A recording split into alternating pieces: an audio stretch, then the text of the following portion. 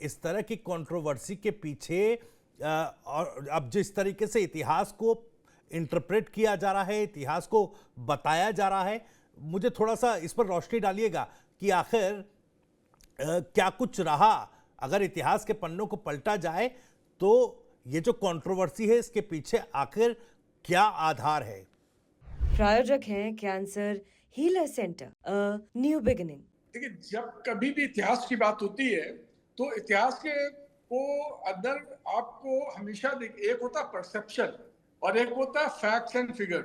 जी। और फिगर को काफी सीमा तक अक्सर ये देखा गया है, ये टेंडेंसी लोगों में, चाहे आपकी पारिवारिक इतिहास हो, चाहे आपके शहर का इतिहास हो, चाहे आपके देश का इतिहास हो, ये एक मानव स्वभाव है कि वो ज्यादातर चीजों को अपने पक्ष के अंदर तथ्यों को तोड़ने और मोड़ने का प्रयास करता है हमेशा।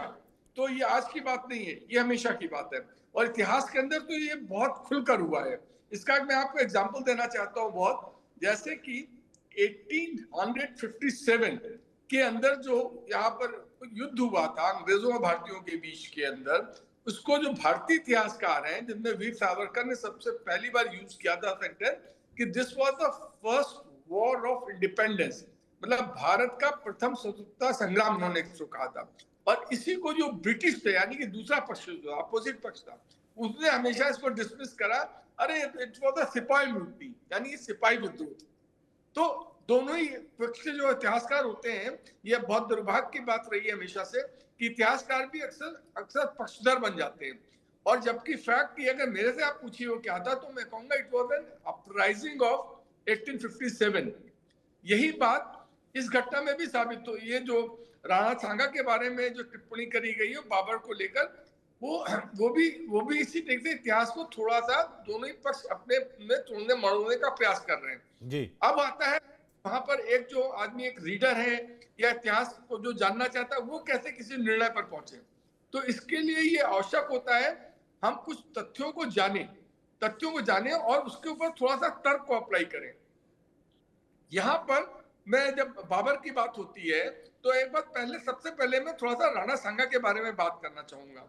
राणा सांगा 1508 से लेकर 28 तक उन्होंने मेवाड़ पे राज किया जी। और राणा ने इसके पहले की बात है कि उन्होंने लोधी डायनेस्टी जो थी, लोधी जो थे, इब्राहिम लोधी जो हुआ करते थे दिल्ली, जो सुल्तान थे दिल्ली के, उनको उसने कम से कम 3 बार तो मोटे तौर पे हराया है। पहली खतौली की जो युद्ध हुआ था उसके अंदर हराया, धौलपुर के युद्ध के अंदर आया, रणथंभौर के युद्ध के अंदर उन्होंने उसको हराया। इतना ही नहीं, 1520 के अंदर गुजरात के अंदर उन्होंने, निजाम खान था वहां का गवर्नर, तो गुजरात के अंदर उन्होंने आक्रमण करा और वहां पर वो अहमदाबाद के पास तक पहुंच गए थे। उन्होंने निजाम खान का जो था राजकोष वो लूट लिया था वहां पर। तो अब आप इसके बाद तो यहाँ पर आप ये देख रहे हैं कि वो खुद ही अपने आप में इतना सक्षम था क्योंकि उसने 1182 में, sorry I am really sorry, उसने जो सेकेंड बैटल ऑफ तराइन हुई थी 1192 के अंदर हुई थी मोहम्मद गोरी और पृथ्वीराज चौहान के बीच में, जिसमें कि मोहम्मद गोरी जो था वो उसने पृथ्वीराज चौहान को हरा दिया था। पहले 91 के अंदर मोहम्मद गोरी हार गया था और 1192 के अंदर जीत गया था मोहम्मद गोरी। उसके बाद में राणा सांगा ने, जो वो खाली एक योद्धा ही नहीं थे, वो बहुत एक कूटनीतिक विशेषज्ञ भी थे। उन्होंने पहला काम ये करा कि राजस्थान के जितने भी छोटे छोटे राज्य थे राजपूत के, उनको सबको उन्होंने एकजुट करा। He had created alliance of Rajput kingdoms against the Babar. तो आप ये देखिए कि तो खुद ही इस बात का ये था कि अगर बाबर आएगा तो हम उसको फेस कैसे करेंगे, तो ऑलरेडी कर रखा था। अब आते हैं इतिहास, बाबरनामा के अंदर भी जो खुद उसके अंदर मेंशन्ड है, उसके अंदर ये मेंशन्ड है कि पहले वो बाबर खुद जो था, प्रॉब्ली ही wanted to take the help of Rana Sanga, क्योंकि उसको राणा सांगा को मानता कि राणा सांगा इब्राहिम लोधी की दुश्मनी है, क्योंकि इनके ऊपर आक्रमण कई बार राणा सांगा ने बहुत बार आक्रमण करा था इब्राहिम लोधी पर, वो जीता था छोटी छोटी लड़ाइयों में। तो उसने उसकी चूंकि मंसूबा था कि मैं राणा सांगा को इनको इब्राहिम लोधी खराऊं, तो उसने कहा कि इब्राहिम लोधी के दुश्मन को अपनी तरफ कर ले।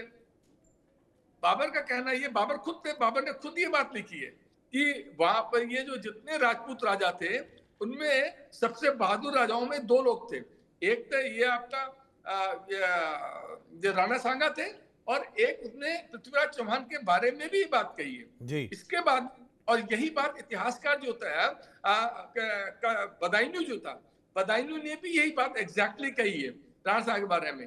तो उसके बाद में Rana, one set of historians, उनका कहना है कि बाबर ने चाहता था इनको कि ये अगर जिस समय मैं आक्रमण करूं उस समय राणा सांगा या तो हेल्प करे, अगर हेल्प ना करे तो बीच में हस्तक्षेप ना करे।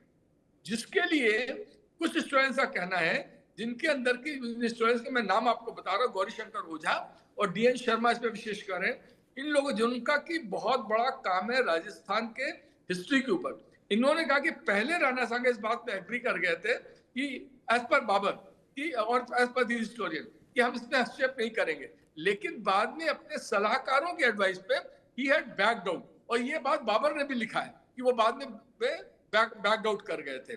तो उन्होंने बुलाया नहीं था, जैसा कि इन इतिहासकारों का कहना है, ये जिनका मैंने अभी नाम लिया। इसके अंदर वीके किशोर राव भी आते हैं, और इसके अंदर डॉक्टर मनमोहन गुप्ता भी आते हैं हिस्टोरियन। तो 4 हिस्टोरियन मैंने आपको 5 हिस्टोरियन मैंने आपको कोट किया है। तो इसके ये दो खेमों में लोग बटे हुए हैं। अब क्वेश्चन आता है कि तर्क, अगर मान लीजिए जहां पर आपको दो डिफरेंट सेट ऑफ हिस्टोरियंस अलग अलग बात कर रहे हैं, तो हम क्या कह रहे हैं, हम कैसे बात को समझेंगे? तो कोई भी रीडर जो होगा या इतिहास का विद्यार्थी होगा, वो थोड़ा सा तर्क भी लगाएगा। सवाल इस बात कि अगर राणा सांगा, इब्राहिम लोदी को तो खुद ही कहना चाहिए, उससे इब्राहिम लोदी बहुत ज्यादा परेशान था। 3 लड़ाइयों को मैंने आपको जिक्र करा, खतौली, धौलपुर और रणथंभौर, इसके अंदर उन्होंने हराया। 1520 के अंदर उसने कहना चाहिए गुजरात के गवर्नर नाजिम खान को हराया। और इतना ही नहीं, आप देखिए 1527 के अंदर बैटल ऑफ बयाना का स्टोन बड़ा फेमस है, लाल किला भी उसी से बनाया, सब लोग जानते हैं। तो बयाना के अंदर भी उस समय बयाना ने एक किला था जिसके ऊपर कब्जा कर लिया था इब्राहिम लोदी ने। तो वहां पर वो किला था इसका, आपको राणा सांगा का था। तो राणा सांगा ने उस युद्ध के अंदर, युद्ध हुआ और उसके अंदर ने आपको सुल्तान इब्राहिम लोदी को हराया था। तो वो बाहर से दूसरा आदमी क्यों कब्जे के लिए बुलाएगा? इसके अलावा आप राज्य राणा सांगा का राज्य जो था वो राजस्थान में तो था ही, राजस्थान के अलावा ये गुजरात के अंदर काफी सीमा तक था। फिर उसको वो टच कर रहा था हरियाणा, उत्तर प्रदेश और उधर अमरकोट तक उसका राज का प्रभाव था। तो जिसका इतना बड़ा राज्य है, इब्राहिम लोदी जो है, इब्राहिम लोदी को कई बार हरा चुका है। जैसे मैं तीनों बैटल्स का नाम लिया, 4 बैटल्स का नाम लिया, बयाना, रणथंभौर, उसके खतौली और धौलपुर, इसके अंदर उसे हराया। तो इसके अंदर इस बात की संभावना, जैसा कि ये लोग कह रहे हैं, ये गौरीशंकर ओझा इतिहासकार कहते हैं और डीएन शर्मा कहते हैं कि उसने इनसे हेल्प मांगी थी, राणा सांगा से बाबर ने हेल्प मांगी थी, जिसको कि इन्होंने इनकार कर दिया था। जी। तो ये डिस्कस निकालना आपका काम है। प्रायोजक हैं cancer healer centre, a new beginning.